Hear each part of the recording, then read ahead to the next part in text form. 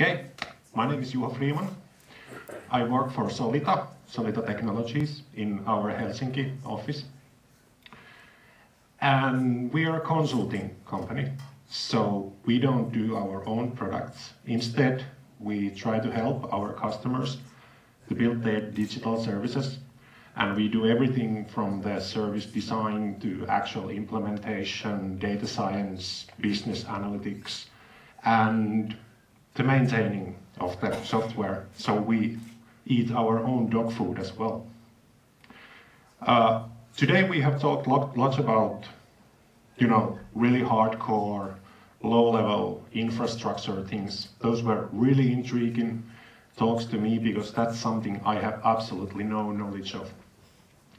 But when we have the cloud, the infrastructure, the machines, we need some software on them. And you guys remember the developers thing. So that's me now. So when I first started as a greenhorn Java developer, I was given a computer and said that, okay, install JDK in it and Eclipse tool, and then just, try to find the sources from the SVN. We used SVN at the time. Does anyone remember SVN anymore?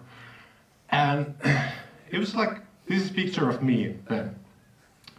And they thought it would take like a week or so that I would really start to be productive in any way. But then I found out that we have sort of development architecture like this.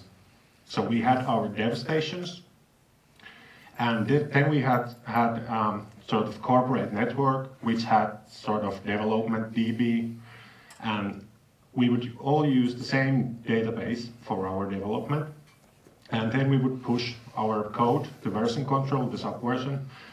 And then we had sort of deployment machine, which we could SSH into and check out the new code, make builds, deploy it to test instance Tomcat, or deploy it to production Tomcat. And of course, production Tomcat talked to the production database. And so this was probably pretty common in the beginning of the 21st century. And I think we were quite lucky, because it was not possible to install that used database engine to a developer machine. Well, at least it wasn't easy. So what it really granted us, we didn't have sort of rogue machines, magic machines that just work, because we have the shared database. Okay, the years went on, and we tried to build like batteries included development environments with stuff like VirtualBox and Vagrant. These are really great tools, and I know people have had great success with them, but it didn't just work for us. I mean, we really couldn't get it to be easy for the developers. So at some stage, someone introduced Docker. And I must confess that first time I heard about Docker, I didn't have any idea what does that actually mean. Is it like a virtual machine thing inside your machine or something like that? And we had a project that used Docker, really early adopters. It was 2013 when Docker was released. And we made an image and a container, and I think the build took 15 minutes, and even the starting of that container took 5 minutes. But this is pretty common. When you add a totally new technology that no one actually knows about anything, so you just do something stupid. This was my impression of Docker. What is it for? Why do we want additional level of complexity? But then, as years went on, again, I began to realize that Docker is not just a deployment tool. It's really good for spinning your local DB in a predefined way that everybody in the team has the same exact configuration. And I kind of thought that if we have infrastructure as a code, we should have also development environments as code. So we kind of realized that, oh yeah, we can spin, like same exact Docker Postgres instances really easily with a script. And then we could okay, we don't even need to install PSQL on our host machine. Instead, we can run it in Docker. Really useful. Of course, you can use your favorite SQL bench tool to connect to the database. But this was the time when I sort of amazed that this is something that was never before possible. You all know what this is. This is a screwdriver. It's really simple tool. It can do one thing, and it can do one thing really well. I mean, you have bolt, you need to get it out, take a screwdriver, tuck it in, you're done. But Docker is not like a screwdriver. Docker is more like a spacecraft and a mission control.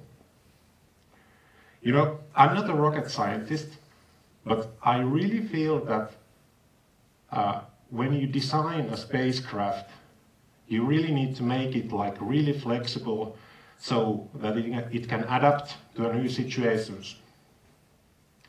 I mean, it has huge amount of knobs and things going on there. And if you turn them in wrong positions, you probably end up in a horrible catastrophe. I mean, Apollo 13, it exploded in space somewhere between Earth and Moon, and they were able to get the crew back safely back to Earth. And this is really astonishing achievement that mankind has ever made. And they also made a great movie about it with Tom Hanks. So even though Docker is the spacecraft, the containers you make with Dockers, they should be like screwdrivers.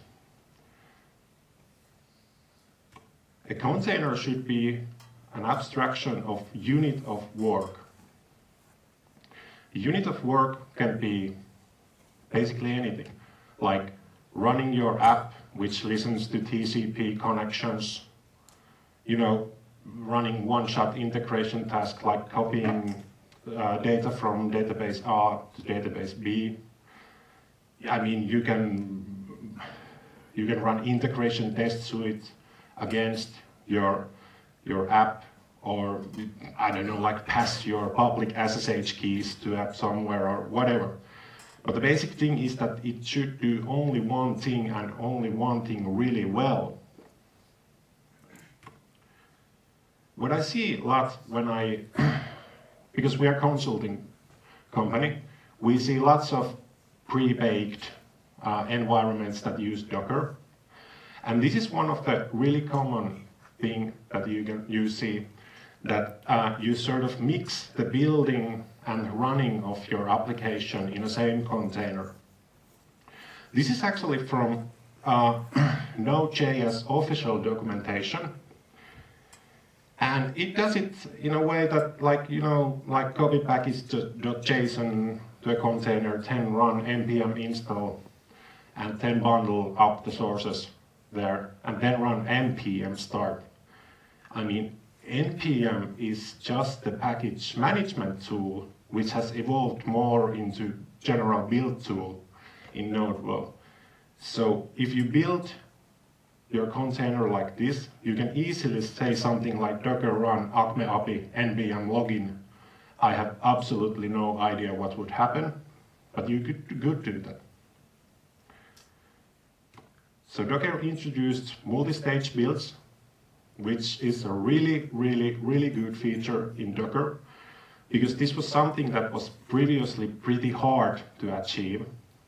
Like now you can say that I have sort of incubator container that runs, TypeScript to JavaScript transpiling, and then does all the hard work, and then you have the actual container that's meant for running your app, and then you say Node, just run it with Node. Unfortunately, in Node world, Alpine images, which are supposed to be the most lightweight images there is, they still include NPM in them. There's a GitHub issue on this. So the world really isn't finished on this, and you should contribute always to the community on this if you see something that's really not something that you should do, as you think. Java, JVM stuff are actually, I think, far more better in like modularized, how you sort of separate the build tool from the actual runtime environment. But what you can also, and should probably, it's up to you, do with Docker is that you can make sort of incubator containers that exist just for building your app image.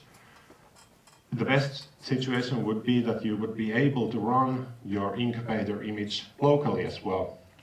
Lots of services like GitLab was mentioned before, they take this approach and build sort of CI/CD system in which you actually create Docker images that exist just for building your app.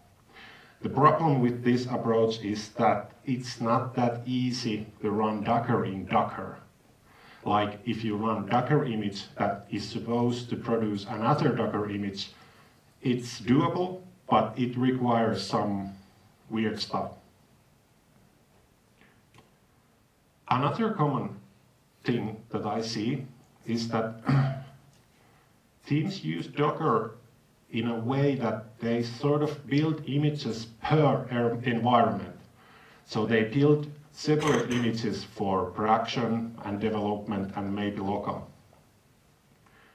And this is something that Mr. Picard has a question that, like, what the fuck are you doing? Because this would mean that you have sort of separate like configuration files which you copy into container on separate places, on certain place, and it would sort of like, you have a container that talks directly to this database and it can do nothing else. Instead, I think you should aim more into like flexible images that can be configured outside. Docker offers, like environment support, so you can really easily just, pass some environment followers, make proper parser for your environments that can actually, like the production version would use something like CryptoStore to get the database password out. And because I want to talk about developer experience in Docker, this is something that your developers shouldn't know actually how they run these commands, but instead you should have great tooling for that. So you have sensible defaults in your repository, and the developers can just say, run this in docker.sh, which gives sensible defaults that all the other environment things and all other containers are like. And have you guys heard of the 12-factor app manifesto? It's made by Heroku, like really good, like simple 12 steps that how you make like cloud native application. And it contains, like a thing that you should be able to always configure your application environmentally, that you actually can use same artifact in test and in development as well. So when you get to a point that Docker is like something that the developer can actually launch on his machine, then this question pops always out. Okay, if we can run our application locally in Docker, I want to develop it only in Docker. So I really want to hot reload code from my IDE running on host machine to a container. And this is something that you should never do on your images that are meant to be deployed somewhere, because for obvious reasons, I think. But instead, maybe you can do something like build own image that is just meant for your developers to run stuff locally that supports hot reloading of code. There's a disclaimer that I really don't know if this is a good idea, but anyway.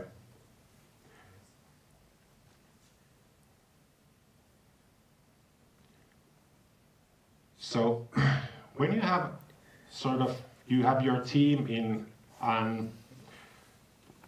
a situation that Docker is not just something that we use to deploy our stuff, but instead it's something that they can actually use to ease their development for something like running your app, running a test suite, integration test suite against it. It gives great confidence that this system actually works. And it's the same thing if you run like integration test suites in Docker.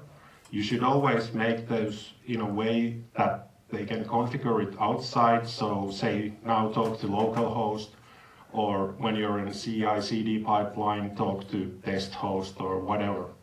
Whatever is your channel. And I have talked about Docker, but this is somehow, I feel this is even more harder in like serverless environments, because we don't have a consensus on how to develop several serverless stuff offline. Or should you even develop them offline, or should you just always push it to the cloud? And I think that we should talk more about development architecture. Like running in production is one thing, and we're pretty far in that, in Docker and serverless and all that stuff. There's loads of good material on the internet on how do you build like Docker clusters and use Kubernetes or whatever. But the development cycle is something that if you want to really try to find a good blog post about how do you actually develop these systems, that is something that you really can't find. So we should always avoid works on my machine type of situations. We don't want to have magic machines that are configured in great way. And I really think that all repositories should always be runnable in new machine in like 15 minutes or so. If you're able to do this, you're probably in pretty good shape. And if you have a good workflow with your team using Docker or serverless thing, we have talked lots about openness in this. So please, write a good blog post about your development environment and how your developers actually do the work. Because it's almost like the development is always like think that, okay, yeah, the developers can just handle it, you know, just give them code, they can just spin up the environments and that's all. But I really think we can learn from each other by sharing knowledge on how we do things. And now that when I have talked about developers being developers developing things, it's actually all about embracing DevOps culture and really like bringing it that there's no separation between deploying the application to the cloud or developing it on your machine.